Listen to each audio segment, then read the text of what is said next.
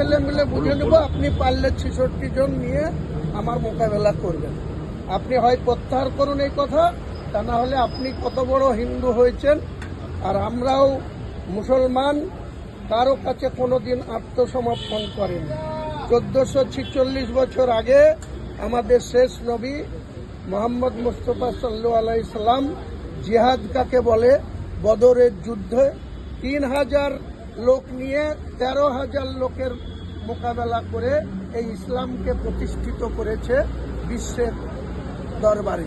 আর আপনি তো কোন ছাড়, আপনি এখানে পবিত্র বিধানসভায় 42 জন এমএলএর সঙ্গে লড়বেন।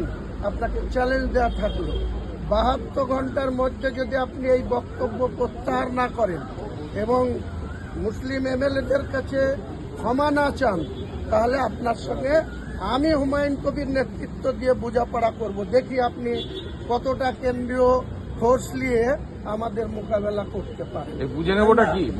আপনি বক্তব্যের মাঝখানে একটা